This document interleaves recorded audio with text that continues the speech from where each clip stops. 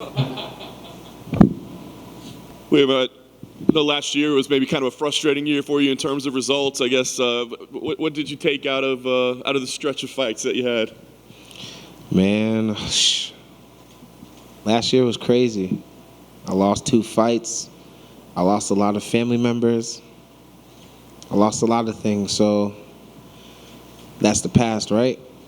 The only thing I can think of now is just redemption, climbing back up towards I once was, back to the top.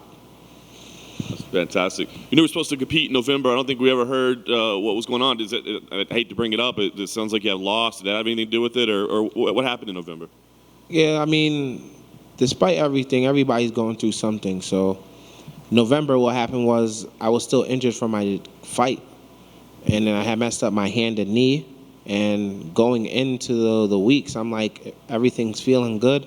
And then I was walking, and my leg locked up, and it kept locking up my left knee. So I didn't know what was going on. And then I ain't going to sit here and talk about nobody's fights, but I've seen a couple of fights. The heavyweights with Cyril Gahn, his knee. Calvin Kattar, his knee. And then there was another fight with his knee, and it was like a sign or like somebody telling me, like, bro, get that checked out. So I went and got it therapied and like checked out and made sure everything was good. They made me do some movements that the knee wouldn't usually adjust to make sure I was good. And they were just like, it's probably a little tweaked. Just take your time with it and continue doing what you're doing. Nice. Was that a tough decision to make, to kind of have to, put the fighting on hold for a little while to heal up, or did you know, like, no, this is not good? I mean, I guess there's the health thing. Like, I seen something with the UFC before with Dana White last year. A fighter went into a fight injured, and his coach knew he was injured or something, and they got in trouble for it. I don't want that outcome for my team.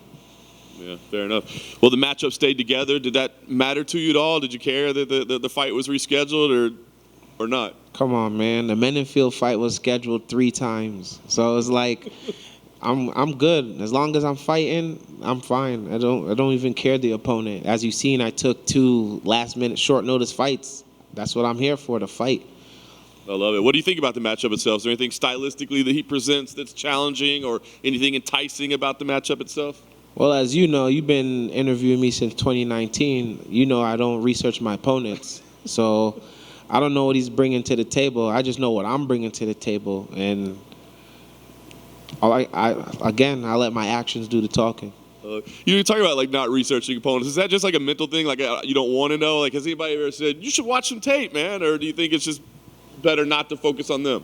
A lot of people, they tell me that, oh, a real fighter watches their opponent, study their opponent. I'm like, if a real fighter would study themselves, like if you see me watch a fight, I'm researching myself, see what things I did wrong so I can fix them. Because at the end of the day, a hybrid fighter, I call them hybrids now. They're not one-trick ponies like they used to be. We're hybrids with 4, 5, 7 different styles of martial arts. One would assume that this person would come back fighting the same. That's not the case in today's day. Every fighter is looking to improve. And if I'm looking for something on their last fight, I'm sadly mistaken. So I let my coach do what he needs to do, and then he trains me accordingly. Love it. Makes sense. Last thing for me, Redemption Tour, I guess, gets started on Saturday. I mean, what do you see for yourself? Like, what are the goals that you want to take care of this year? Man, I want to fight at least 3 times. But I'm not going to sit here and hold you. I'm going to be truthful. Carlos Umberg, Adesanya's teammate, he beat an opponent that I lost 2 years ago, which to me is still controversy to me because I felt like there was an early stoppage. I wasn't hurt or nothing. The second he beat this guy, he started running his mouth on Twitter. He tagged me in some shit. And to be realistic, that fight needs to happen. So after Saturday, I'm going to run through this guy. That's who I'm after. He ran his mouth. And he needs to put his money where his mouth is. I'm here for that fight. Because when I called him out, it wasn't, oh, it's June, it's this. Now he caught a little W, and now he want to run his mouth. I'm ready for it. Hey, William.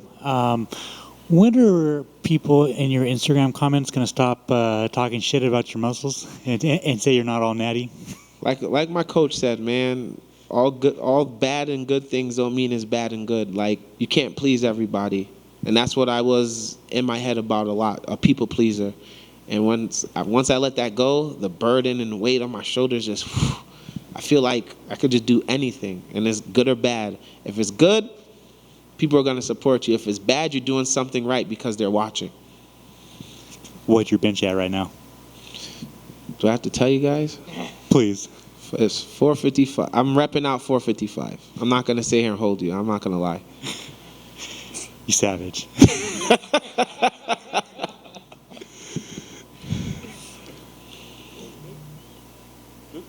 Cool. Awesome. All right.